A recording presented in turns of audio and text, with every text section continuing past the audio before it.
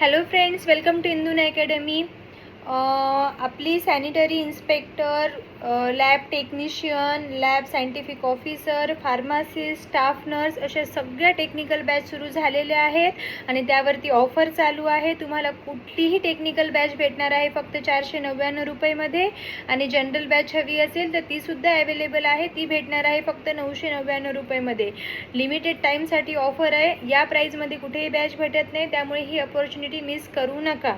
Okay, तर आजच्या व्हिडिओमध्ये आपण यांची जी एज लिमिट आहे, लॅब टेक्निशियन आणि LSO जे स्टुडंट आहेत ज्यांना त्या पोस्टसाठी अप्लाय करायचे, त्यांची एज लिमिट काय असेल हे पाहणार आहोत. ओके, तर त्यांची एज लिमिट बघूया. आता वयोमर्यादा कशी असायला हवी किंवा वयोमर्यादा कशी पाहायची.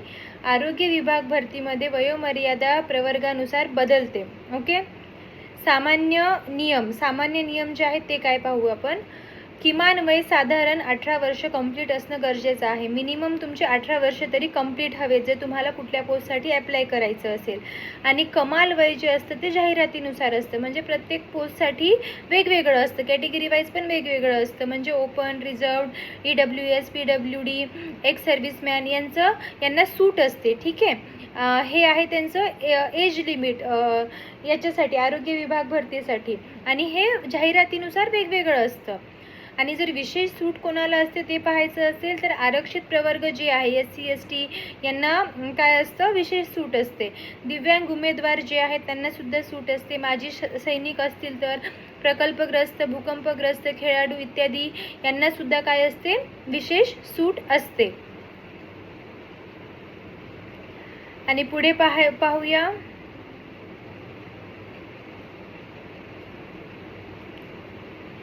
काय तपासायचे. ठीक आहे, तपासणार काय आहात, age calculation, maximum age, required certificate, non creamy layer certificate आहे का, या सगळ्या गोष्टी तुम्हाला पाहाव्या लागणार आहेत बिफोर अप्लाइंग फॉर पोस्टला अप्लाय करण्यासाठी. या गोष्टी तुम्हाला लागणार आहेत. सर्वात महत्त्वाचं आहे की 2026 जाहिरातीत दिलेली वयोमर्यादा आणि रिलॅक्सेशन रूल्स अंतिम मानावेत. म्हणजे जे काही जाहिरात येणार आहे त्या जाहिरातीमध्ये जे आता बदल होऊन येतील तीच तुम्हाला काय करावे लागणार आहेत, शेवटचे मानावे लागणार आहेत. पण यामध्ये जास्त बदल होणारा नाही आहे, कारण ही जी एज लिमिट असते ते प्रत्येक प्रवर्गामध्ये सारखीच असल्यासारखी असते. त्यामुळे यामध्ये जास्त चेंजेस होणार नाही आहे, त्यामुळे काळजी करू नका, तुम्हाला अप्लाय करता येतं.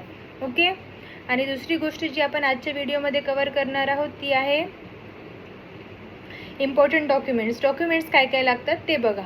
ओके, ओरिजिनल आणि सेल्फ अटेस्टेड कॉपीज व्यवस्थित तयार ठेवाव्या लागणार आहेत, कारण त्या दोन्हीही लागतात. SSC HSCची मार्कशीट लागते आणि सर्टिफिकेट लागतं. ओके, म्हणजे तुमची 10वी आणि 12वीची मार्कशीट लागणार आहे आणि सर्टिफिकेट लागणार आहे. डिप्लोमा, डिग्री झाली असेल तर डिग्री सर्टिफिकेट, डिप्लोमा असेल तर डिप्लोमाचं सर्टिफिकेट, DMLT असेल, BMLT असेल तर त्या संबंधित तुमची जी मार्कशीट आहे, तुमचं जे सर्टिफिकेट आहे ते असणं गरजेचं आहे. कास्टमधून असाल तर कास्ट व्हॅलिडिटी, कास्ट सर्टिफिकेट असायला हवं. आणि जर लागू असेल तर नॉन क्रिमिलियर सर्टिफिकेट पण तुम्हाला लागतं. डोमेसाईल कंपल्सरी लागतं. नॅशनॅलिटी सर्टिफिकेट हवं आहे. रेसिडेन्स सर्टिफिकेट, म्हणजे जर जाहिरातीमध्ये जर तुम्हाला सांगितलं की हे सर्टिफिकेट लागतं तर तुम्हाला ते पण अपलोड करावं लागतं. एक फोटो ID प्रूफ लागते, ज्यामध्ये तुम्ही Aadhaar card, PAN card, passport, voter ID या गोष्टी तुम्ही अपलोड करू शकता. ओके, पासपोर्ट फोटो पाहिजे तुमची, ती पण तुम्हाला अपलोड करावी लागते. आणि तुमचं सिग्नेचर स्कॅन करून तिथं अपलोड करावं लागतं. आणि ऑनलाईन ॲप्लिकेशन प्रिंट पण लागते तुम्हाला. ठीक आहे, आणि जर काही पोस्टमध्ये जर एक्सपिरियन्स लागत असेल तर तुम्हाला तो एक्सपिरियन्स सर्टिफिकेट पण कंपल्सरी लागतो. PWD, ex serviceman, sports, project affected certificates जर लागू असतील तर ते पण कंपल्सरी लागतात. ठीक आहे, हे झाले आपले इम्पॉर्टंट डॉक्युमेंट्स जे तुम्हाला येणाऱ्या आरोग्य विभाग भरतीमध्ये कामी पडतील. पुढे बघू आता एक्झाम अँड सिलेक्शन. तयारी करताना काय लक्षात ठेवायचे तुम्हाला. तयारी करताना तुम्हाला लक्षात ठेवायचे की यामध्ये जनरल आणि टेक्निकल असे दोन्ही सब्जेक्ट आहेत. तर एक्झाम पॅटर्न कसा असणार आहे, ज्यामध्ये असेल मराठी, इंग्लिश, सायन्स, बुद्धिमत्ता किंवा जे काही तुमचं पोस्ट आहे त्या पोस्टचं तुमचं टेक्निकल नॉलेज. ओके, हे तुमचं असणार आहे एक्झाम पॅटर्न. आणि रिटन एक्झाम मार्क्स महत्त्वाचे. आता यामध्ये कसं आहे, तुमचं CBT आहे, म्हणजे तुमचं CBT म्हणजे कम्प्युटर बेस्ड नाही आहे, पण असू पण शकतं, काही सांगता येत नाही. तर MCQ पॅटर्न असतो तुमचा. ठीक आहे. तर मिनिमम तुम्हाला म्हणजे मेरिट लिस्टवर तुमचं सिलेक्शन होत असतं. ओके. पुढे आपण बघू शकतो की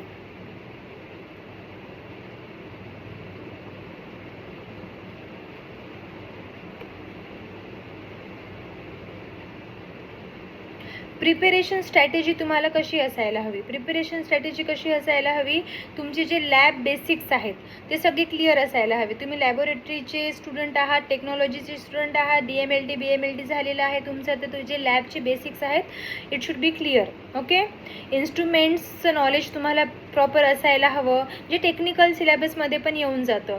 हिमॅटोलॉजी, बायोकेमिस्ट्री, मायक्रोबायोलॉजी, आपण जे सब्जेक्ट आहेत ते खूप इम्पॉर्टंट आहेत, जे तुमचे क्लिअर असायला हवे. कारण हिमॅटोलॉजीमध्ये सगळं ब्लडबद्दल विचारलं जातं. ब्लड टेस्ट हे तर खूप बेसिक आहे. ॲज अ लॅब टेक्निशियन तुम्हाला बऱ्याच टेस्ट परफॉर्म कराव्या लागतात. बायोकेमिस्ट्रीमध्ये टेस्ट येतात, ज्यामध्ये आपण बायोमॉलिक्यूलबद्दल माहिती मिळवून घेतो. ठीक आहे.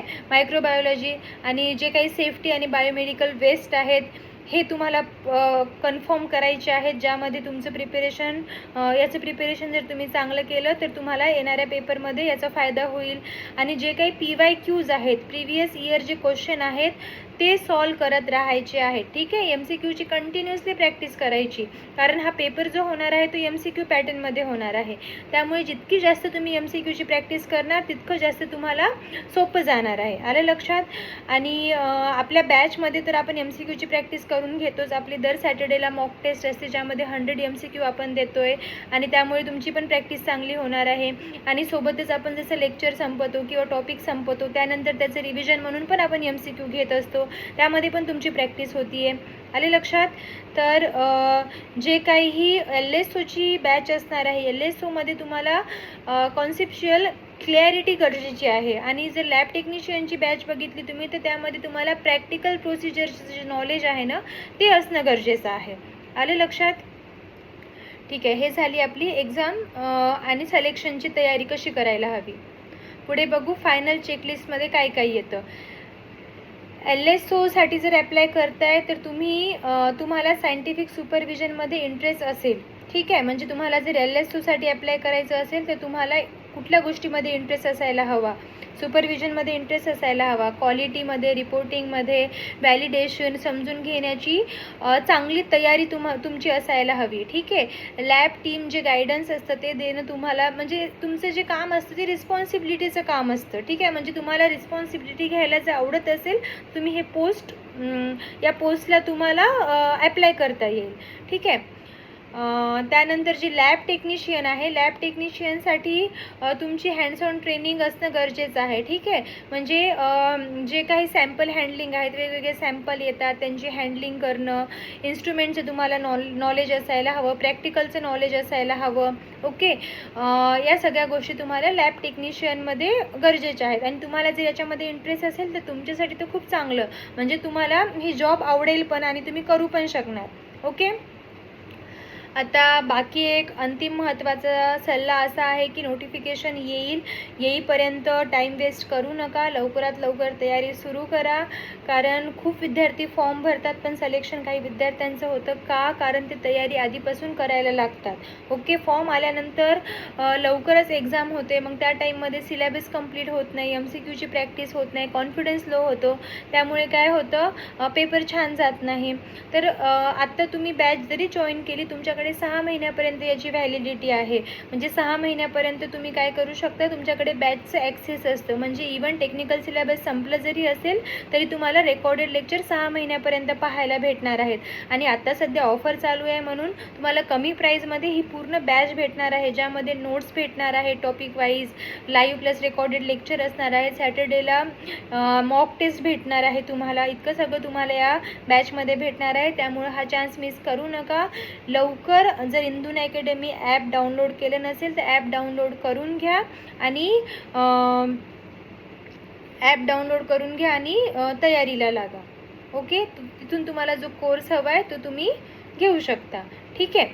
आणि जे या एक्झामसाठी प्रिपेअर करत आहेत त्यांना बेस्ट विशेष फ्रॉम इंदुने अकॅडमी. व्हिडिओ आवडला असेल तर व्हिडिओला लाईक करा, कमेंट करा आणि शेअर करा. आणि जर इंदुने अकॅडमीला फॉलो केलं नसेल तर अशाच अपडेटसाठी इंदुने अकॅडमीला फॉलोसुद्धा करून घ्या. थँक्यू.